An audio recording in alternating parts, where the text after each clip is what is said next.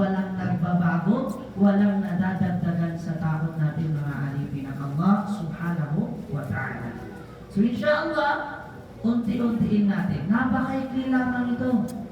Nagtipon ako ng 10 magagandang benepisyo kapag ang isang tao ay may taqwa. Pero pag wala kang taqwa, wala sa'yo ang 10 ito. So kailangan magkaroon ka ng taqwa para makuha mo o makamtan mo ang 10 benepisyo na ito. Pero bago umibig kasi, linawin muna natin ano nga ba ang taqwa. Meron tayong tinatawag na lugatan, istilahan. Sa mga nakapag-aral ng fiqh, may tinatawag na lugatan at istilahan. Ibig sabihin ng lugatan, kaparehas nitong lingwahe sa ibang pagpapakahulugan. Yan ang lugatan. So ano nga ba ang taqwa sa lugatan? Para mas maunawaan mo. Dahil the more nauunawaan mo, the more alam mo ang gagawin mo. Diba? Tandaan, hindi lahat ng may kaalaman nauunawaan. That's why napakahalaga ng fiqh. Bakit? Hindi lahat, tandaan na, hindi lahat ng may kaalaman ay nauunawaan. Hindi. Marami ang alam, pero hindi nauunawaan. Kaya dapat alam natin ang bagay na ito, mga alipin ng Allah. Alam mo ang taqwa, translation na kumakalat sa panahon natin ngayon. Anong tinatawag? Takot kay Allah. Takot kay Allah. Pero, ang malalim na pagpapakahulugan ba nito, ang diwa nito ay nauunawaan natin. Baka kasi, kaya hindi nadadagdagan ang takot mo kay Allah dahil hindi mo nauunawaan. So ano sa lugatan? Sinasabi na ang taqwa ma'akhudatun min al-wiqaya. Ang the word o ang salitang taqwa ay galing sa salitang wiqaya. Iplidas. Okay? Pagsagip. Pag-iwas. Okay? Ang tawag dyan, wiqaya. Okay? So, nakukuha natin doon pa lang sa lugatan na ang taqwa pala ay pagligtas, pag-iwas, pagpigil sa ano? Ipinagbawal ng Allah subhanahu. Madagal sama sa taniman to. Pagkalak ko Allah, na di niya nipalida sa ginawa niya ko haram ay isa parwa. Sa panahon natin ngayon, may takot daw kay Allah, pero hindi naman umiiwas sa ipinagbabawal ng Allah. So paano makakamit ang taqwa? Subhanallah. So ang taqwa ma'khudatun min al-wiqaya wa hiya ja'lu ash-shay'i wiqayatan yaqiya min ad-darar. Ibig sabihin, mga minamahal na tagapakinig, na nangangahulugang paglalagay ng pananggalang, pagharang, proteksyon, di ba? O laban sa anumang nakapipinsala sa atin. Mga minamahal na tagapakinig, tandaan, pinaka number 1 na inaalagaan sa atin ng Allah, inaalagaan ng Islam, ay ang buhay ng tao. Lahat ng ipinagbabawal ng Allah, nadidelikado ang buhay ng tao. Kaya kung hindi tayo marunong umiwas, sumangga sa mga ipinagbabawal ng Allah, hindi natin nakakamtan ng takot kay Allah subhanahu wa ta'ala. Pwede ng kalak na di po pag-iwas, di niya huiplida sa ginawa niya sa ikumangal, hindi sa paru Allah subhanahu wa ta'ala. So hindi yan takwa na tunay. Hindi yan tunay na pagkatakot kay Allah subhanahu wa ta'ala. Sinabi din ng Allah sa marangal na Quran, ba'da a'udhu billahi minash shaitanir rajim, Ya ayyuhallazina amanu qu anfusakum wa ahlikum nar waquduha an-nas wal hijara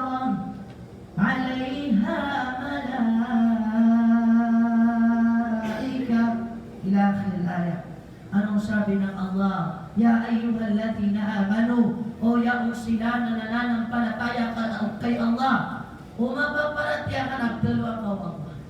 Kung mananampalataya kang tunay, tinatawag ka ng Allah. Ya ayyuhalladhina amanu, qu anfusakum. Iligtas ninyo ika ang inyong mga sarili. Yung ko na fi'lul amr, galing din po sa salitang wiqaya. Parang taqwa, galing din sa salitang wiqaya. Inililigtas, iplidas, ipinagtatanggol. Okay?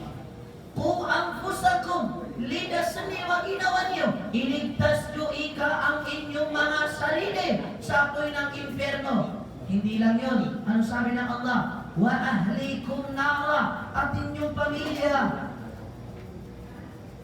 Marami sa panahon natin ngayon hindi nauunawaan ang aya na ito. Miyataman manamboy ang uway. Di mo limawak to uway. Uging napakalilipatan yan sa pamilya niyan. Subhanallah. Mapasang ika pa na adjud, nalilipatan yan sa pamilya niyan. Mapasang ika seminar, nalilipatan yan sa pamilya niyan.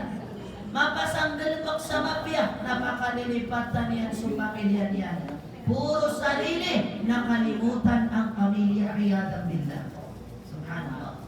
So ilan lamang ito sa utos ng Allah na kung gusto natin makamlan ng ating takwa na tunay. Mga minamahal na tagapakinig, kailangan may pag-iwas tayo. Dito din na dunia na. May pag-iwas tayo sa kung ano ang ipinagbawal ng Allah subhanahu wa ta'ala. Istilahan. Ano ibig sabihin ng istilahan? Kahulugan ng taqwa sa Islamikong pagpapakahulugan. Para mas maunawaan mo. Anong ibig sabihin ng taqwa?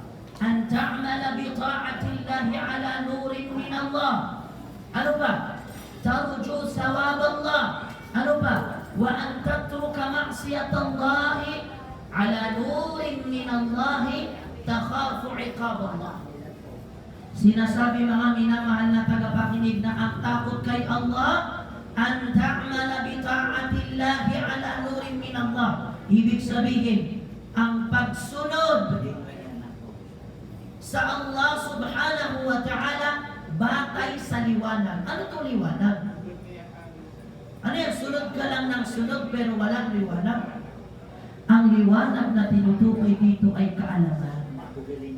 Sumusunod ka kay Allah batay sa kaalamang napulot mo mula sa Quran at mula sa pamamaraan ni Propeta Muhammad sallallahu alaihi wasallam. Marami sa panahon natin ngayon, bato-bato sa langit ang tamaan deserve. Totoo ito. Sinasabi ng sumusunod kay Allah, walang kaalaman. Kaya ang gawain niya, lihis sa turo ng Islam. Subhanallah. Imbis na gantimpalaan siya ng Allah, ay kinamumuhian siya ng Allah. Bakit? Gumagawa ng gawain na wala sa utos ng Allah subhanahu wa ta'ala. At yan ay isang pagpapakahulugan na ang taqwa mga alipin ng Allah subhanahu wa ta'ala. Ano ba? Ang taqwa, pagsunod kay Allah, na ang dahilan ay makamtan natin ang gantimpala nito. Subhanallah. Subhanallah. Lagi na rin kaya kang galabag. Ino ka di pipiyang galabag, kaadin asweldo nga. At nasukay ka, na lagi naman buunitan di kasimba ko Allah. Kapiyang ka sa kapakadakalyan ng kalakay balas. Na ino mga day, marami sa panahon natin ngayon, gusto makuha ang gantimpala ng Allah, pero hindi niya minamabuti ang kanyang ibadah. Subhanallah, ibadah Jum'ah lang. Subhanallah, ibadah Ramadan lang. Walang 5 times a day. At ang bawat isa tanongin niya ang kanyang sarili.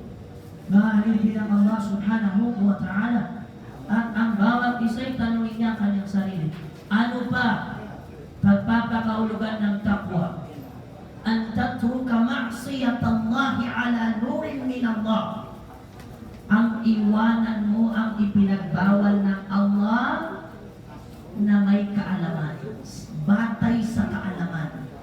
mula sa Quran at Sunnah ng mahal na Propeta sallallahu alaihi wasallam. Subhanallah. Bakit? Na yung pagbabawal mo sa ipinagbawal ng Allah ay gusto mong makamtan ang gantimpala ng Allah subhanahu wa ta'ala. Nagigets po ba natin ito? At yan ang diwa ng taqwa na alipin ng Allah subhanahu wa ta'ala. Inililigtas natin ang ating sarili mula sa kaparusahan na makakamtan natin. At sinusunod natin si Allah para makamtan ang biyaya ng Allah subhanahu wa ta'ala. Hindi po takwa sa salita lamang. Marami sa panahon natin ngayon, may takot ako kay Allah, pero hindi nagsasala. May takot kay Allah, nagsisigarilyo. May takot kay Allah, marites. May takot kay Allah, la hawla wala quwwata illa billah, nagpa 5-6. Nagsisibukan sa mistira. Takot ba yan? Imbis na maging takwa, ginawa mong tokwa. Billah. At ang bawat isa'y tanongin niya ang kanyang sarili. Tanungin natin ang ating mga sarili kung tayo ba ay may tunay na pagkatakot kay Allah. Anong sabi ng Allah subhanahu wa ta'ala? Sinabi ng Allah, ya ayyuhalladhina amanu ittaqullah haqqa tuqatih wa la tamutunna illa wa antum muslimun. Sinabi ng Allah subhanahu wa ta'ala, ya ayyuhalladhina amanu, o yakong sila na tunay na nananampalataya. Kung nananampalataya ka, tinatawag ka ng Allah. Ittaqullah. Katakutan niyo ang Allah. Pero hindi basta-basta pagkatakot. Haqqa tuqatih. Tunay. Legit. Original na pagkatakot kay Allah subhanahu wa ta'ala. Gaya ng sinasabi natin, marami sa panahon natin ngayon, peki ang takot kay Allah. Peki, mga alipin ng Allah. Puro sa pakitang panlabas na anyo, pero wala sa gawa, mga alipin ng Allah subhanahu wa ta'ala. At ang bawat isa'y tanungin niya ang kanyang sarili. Sabi ng Allah, katakutan niyo ang Allah na may tunay na takwa na nararapat sa Kanya. Subhanallah, mga alipin ng Allah subhanahu wa ta'ala. Ang mga ulama salaf, ng ating mga ulama, kanilang sinabi na ang haqqa tuqatih ay napapaloob sa tatlo. Yung tunay na pagkatakot, yung haqqa tuqatih, na napapaloob doon ay may tatlong diwa. May tatlong aspeto para mas maunawaan natin. Una, sumusunod sa Kanya ng walang pagsuway. Sumusunod sa Kanya ng walang pagsuway. Maulipin wallah, bida sumiyaribat sa pitiguba. Talubigan. Magkaiba ang nagkamali sa sinadya. Ang nagkamali po kasi, hindi mo namamalayan o hindi mo napansin, nagkamali ka. Pero yung alam mo, ginawa mo pa rin, pananadya ang tawag dyan, mga alipin ng Allah subhanahu wa ta'ala. Ano ba? Sinasabi ng ating mga ulama, ang haqqa tuqatih, ang alalahanin siya, hindi siya nawawala sa ating puso't isip, at huwag natin siyang kalimutan. Yan ang tinatawag na tunay na pagkatakot, haqqa tuqatih. Marami sa panahon natin ngayon, may takot daw kay Allah. May takot daw kay Allah. Pero hindi nagsasala. Hindi nagsasala. Hindi inaalala ang Allah. Hindi nga makapagbigkas ng subhanallah, alhamdulillah, wala ilaha illallah, Allahu akbar.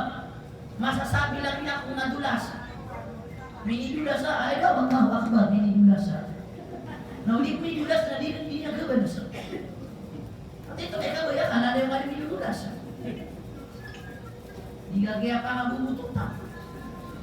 Subhanallah. at ang bawat isa'y tanungin niya ang kanyang sarili. Ikatlo, mga alipin ng Allah na sinasabi ng ating mga ulama, ang always na nagpapasalamat kay Allah. Yan ang haqqa tuqatih. Tunay na pagkatakot. Always magpasalamat kay Allah at huwag maging walang utang na loob kay Allah subhanahu wa ta'ala. Hay sa kakikuripin wallah ada kaya yan. Ada kalakihan si Allah. Ayat ko sa pagkakyan na ito wallah na simbangas kanyan na baka pwede kumiyali ko. Iyadamillah. Ang tanging dahilan kung bakit nilikha tayo ng Allah sa mundong ito ay upang sambahin siya. Pero anong ginawa mo? Sinuway mo siya. Imbis na sumamba ka, iba ang ginawa mo. Ba't ano pa kayo garanti? Sipin nyo tabi-tabi ako. So tigilan, bato-bato sa langit ang tamaan. Deserve. Ang tumagab sa kasumang sa pamakinig niyo. Matan kasama sa itatagalog ko din. Matan din kasama sa talimato na miya ka hybrid. So mga tao na magbabaya-bayang galbag sa kanderwa ka kambaradusa. Nasa katanto akap kababrailanon. Nasugalabak asimba na pelukan ilan sa dusa. Islamic ko nakakawin. Na ilang kalamon na galbag ko na lamon kadulusta na kaduluniyaan. Derd na buong Islam.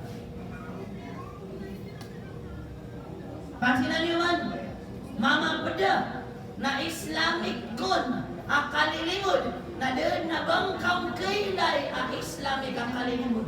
Mapapano ang music, mapapano ang kasayaw, mapapano ang ilaw manain, ang ilaw maluto, pamakaradian. Ada din pa kayo wag mga Islam. Naman ito, bagkada, so agama Islam, kaaya pagkababayaan o mga tao, naso kamalan sa kadunyan. Subhanallah. Nasa panahon tayo ngayon na ang mga tao, majority, gusto ng paggawa ng kasalanan. Kumikiling ang sarili sa paggawa ng kasalanan, walang takot.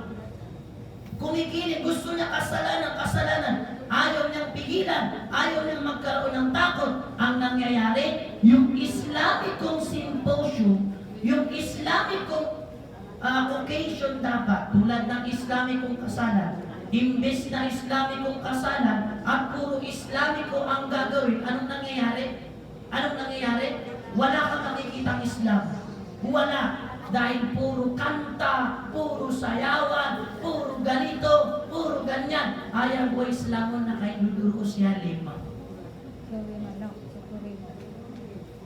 Ayaw ko Islamon na dito kakawin o niya lima. Kamapasad sukawin na umanisan ang ilanto, lakasagipon na, nililibad sa margas, piyamakadag ko sa piraka. Ano ka namin ako? Tiso-tiso ka naman. Nagigets nyo mga alipin ng Allah?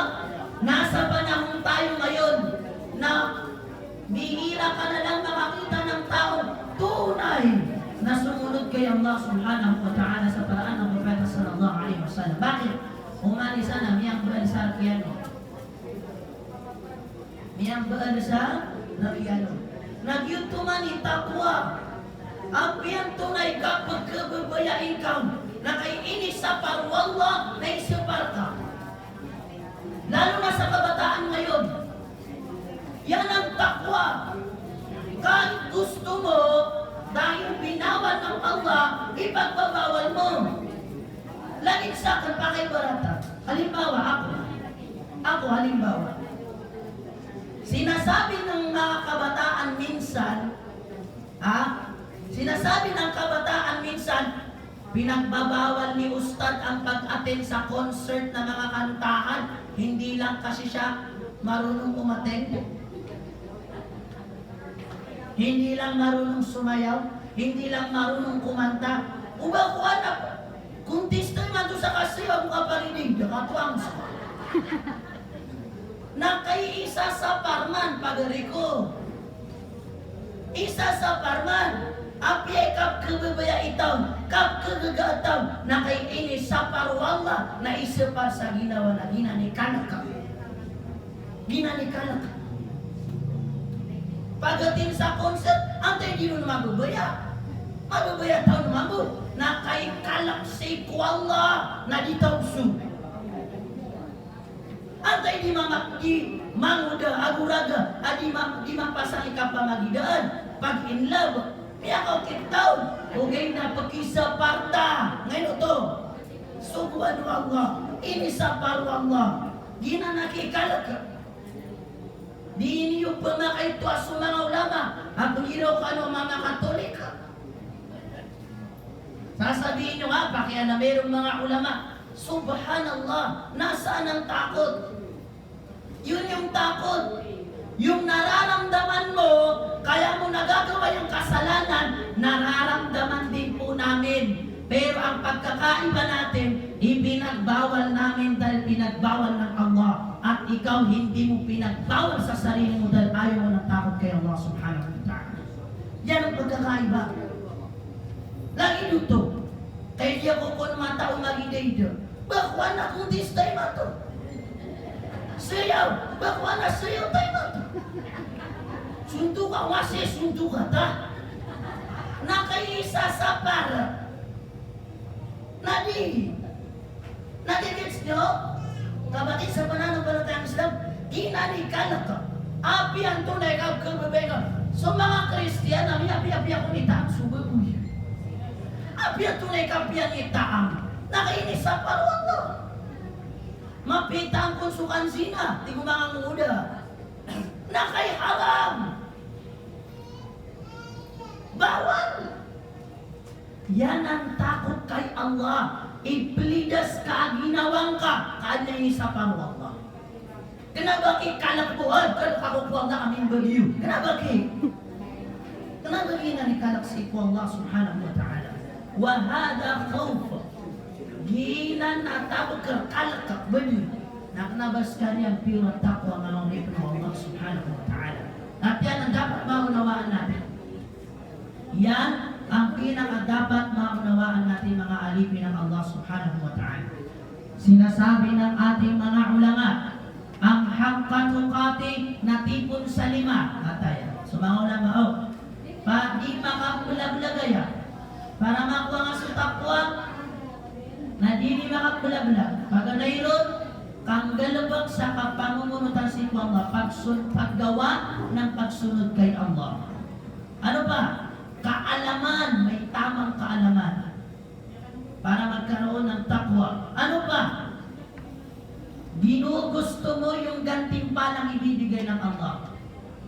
Basta ang galabang ka sa simba, ada abang kon mapipikir abalas, na ginanikap kalubayar ka. Kau pa makuha premyo saya, na sports car, na di ba di man naman ay bakul gawagin na sports car, na po na marka. No pa nga, kung sasagutin nga, sumbalas yan, na po na marka. Subhanallah. Ha? Ano pa? Kibagakan ko inisabar, na gusto kapwaang kapwaang ka sa kilidas sa nakasa ginawa. Iiwas mo ang sarili mo sa parusa ng Allah subhanahu wa ta'ala. Sinabi ni Sheikh Hasan al-Basri rahimahullah, kanyang sinabi, la yazalu al-muttaqi bi khairin ma alima anna Allah yarahu. Sige Sheikh al-Hasan al-Basri rahimahullah, ang taong may takwa ay nananatiling nasa kabutihan hanggat batid niyang nakikita siya ng Allah.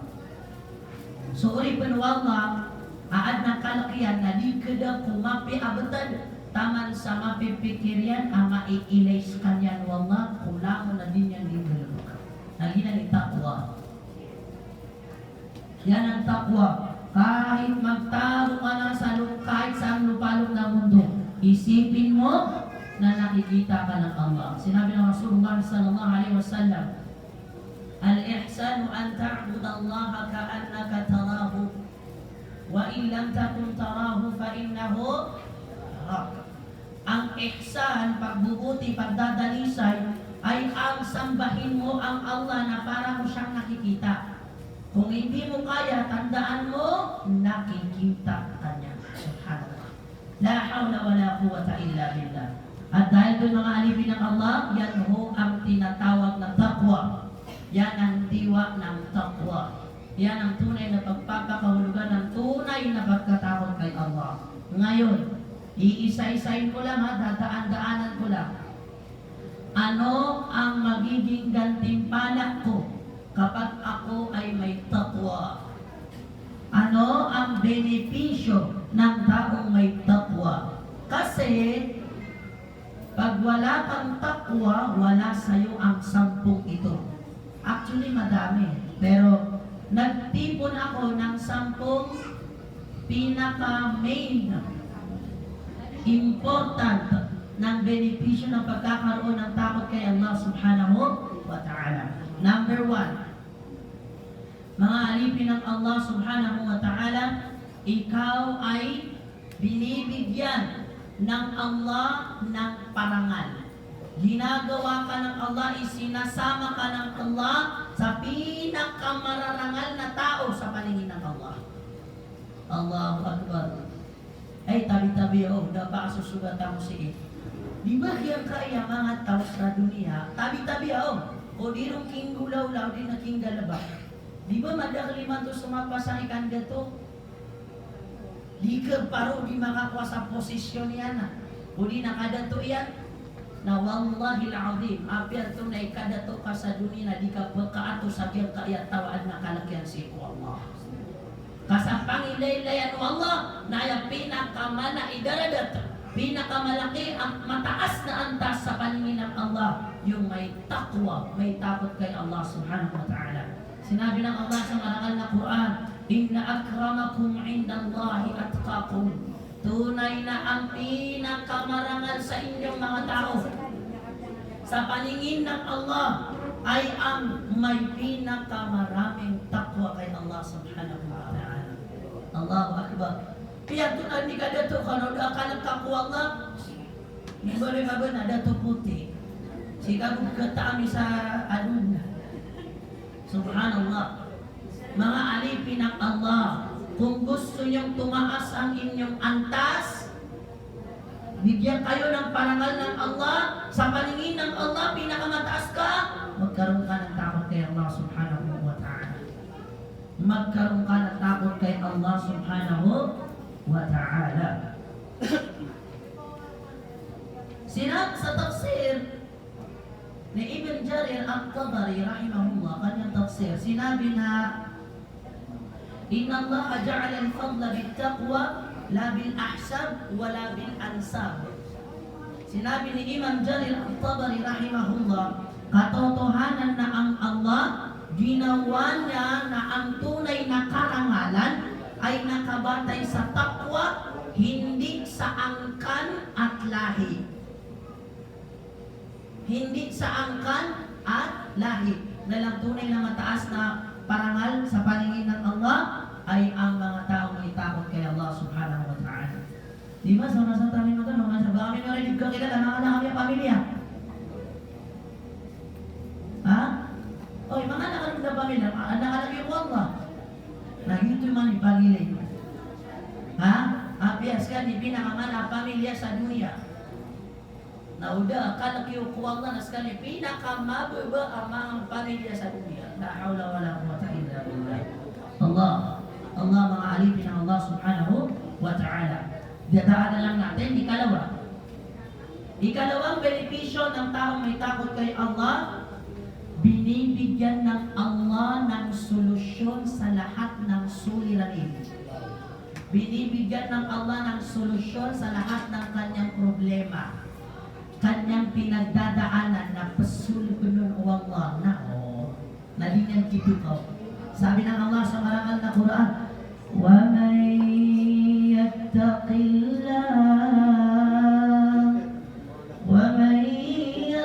اللَّهَ يَجْعَلْ لَهُ مَخْرَجًا. Sabi ng Allah subhanahu wa ta'ala, at sino mang may taqwa, may takot na tunay kay Allah, gagawan niya siya ng paraan upang makalabas saan? Sa kanyang mga suliranin, sa kanyang mga dinadanas. La hawla wala quwwata illa billah. Sinabi ni Imam Jarir at-Tabari sa kanyang tafsir na yung makhraja na tinutukoy sa aya na ito ay min kulli karbin fid dunya wal akhirah. Ibig sabihin, gagawan siya ng Allah ng daanan, solusyon, palabas sa bawat paghihirap sa mundo at sa kabilang buhay. Kinabalo sa dunya. Kahit mismo sa araw ng paghuhukom sa kabilang buhay, ay mapapakinabangan ng taong may takot kay Allah subhanahu wa ta'ala. Sulubun rakaw Allah swamidakal ka. Subhanallah. Ano ba? Dadaanan lang natin.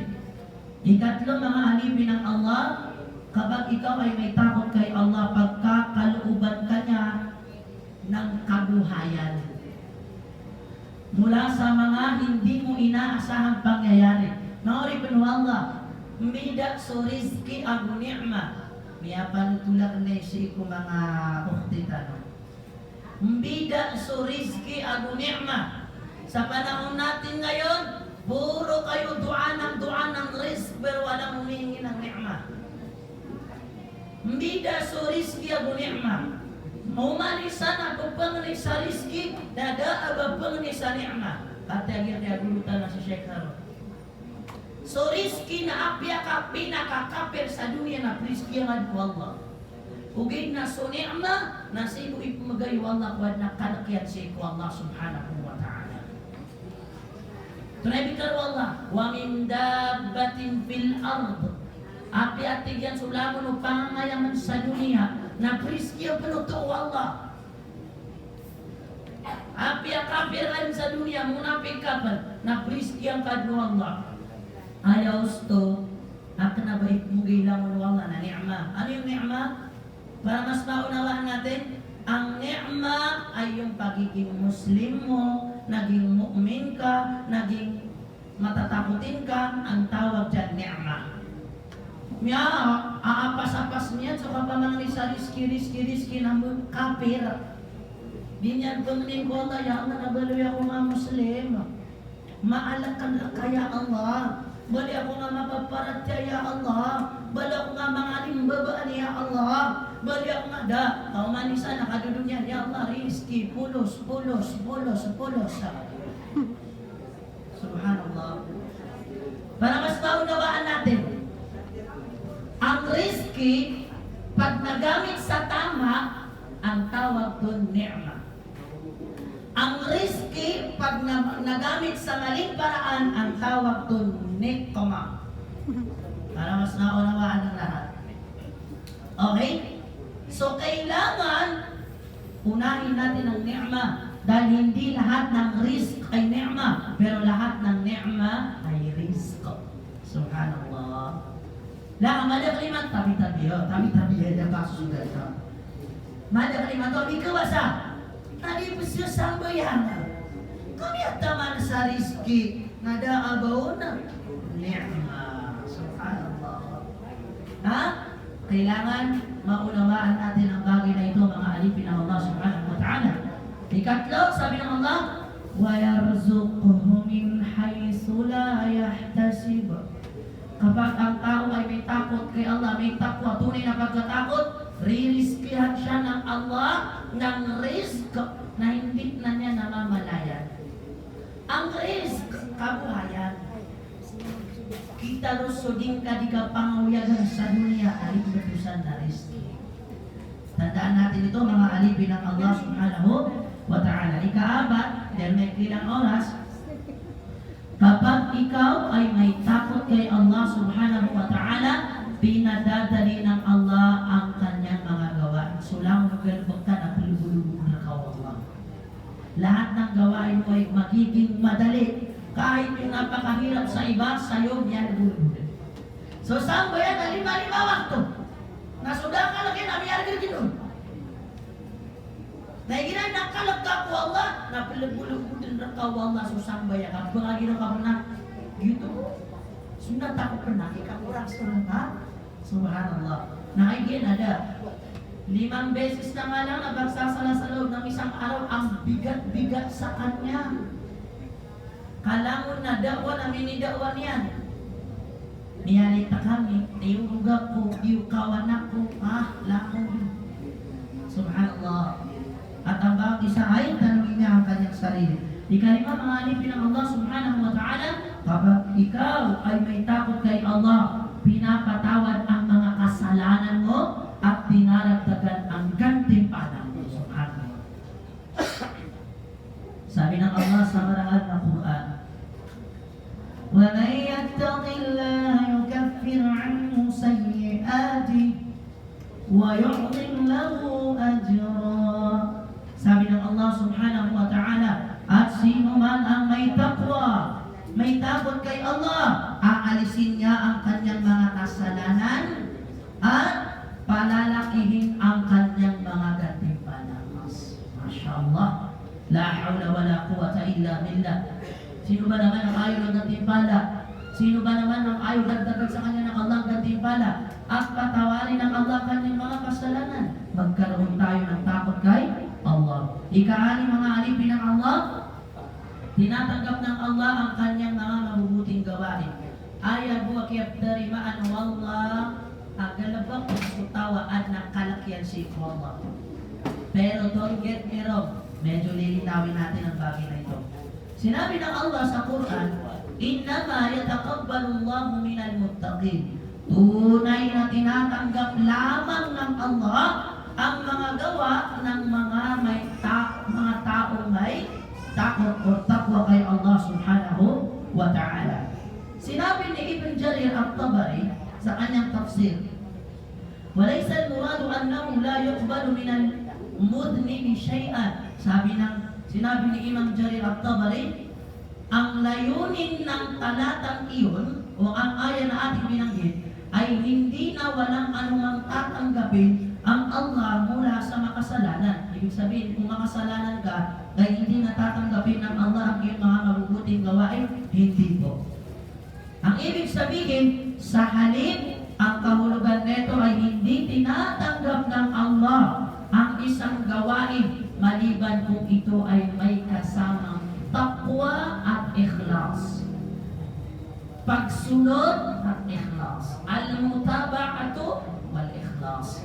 Subhanallah. Katapatan na layunin, mga alipin ng Allah subhanahu wa ta'ala.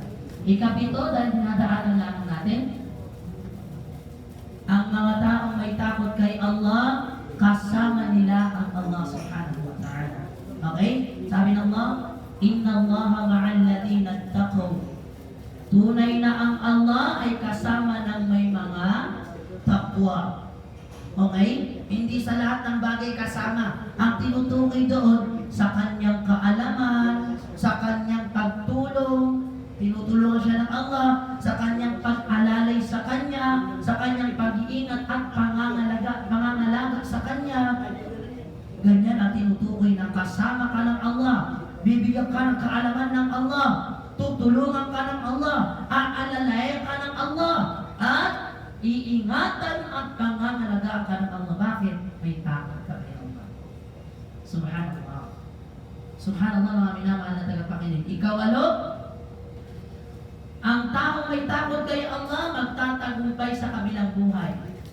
Ang walang takot kay Allah, masasawi sa kabilang buhay. Sinabi ng Allah, wattaqullaha la'allakum tuflihun. Kalak niyo sa Allah, katakutan niyo ang Allah nang kayo ay magtagumpay. Subhanallah. Ang kalawang itagumpya. Kung gusto niyo magtagumpay, magkaroon kayo ng takot kay Allah. At ikasyam, mga alipin ng Allah, dalawa na lang, insyaallah, di ka tutulad-tulad. Ilay ako nga. Mu'iddat lil muttaqin. Okay? Ikasyam, ang paraiso ng Allah na inirip para dulkawalas kaan na kalmiyasi. Allahu Akbar. Sumagot lahat, ya Allah, saksi ka. Gusto bang lahat makapasok sa paraiso? Amin na niyo? Amin! Na dapat magkaroon kayo ng takot kay Allah. Okay?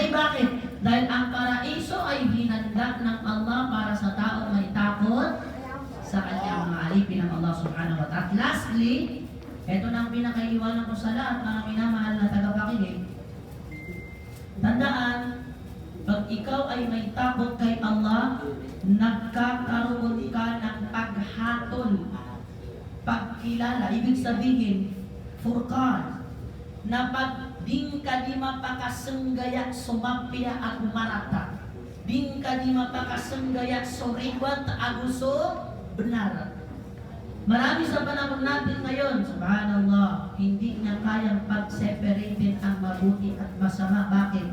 Dahil hindi sa kanya iginawad ng Allah subhanahu wa ta'ala. Sinabi ng Rasulullah sallallahu alaihi wasallam, "Idza may yuridillahu bihi khairan, yufaqqihhu fid din." Kapag ang kabutihan ay ginusto ng Allah sa kanyang alipin, naiintindihan niya ang kanyang relihiyon. Subhanallah. Kaya mga minamahal na tagapakinig, kailangan maunawaan natin ang bagay na ito. Sinabi ng Allah, In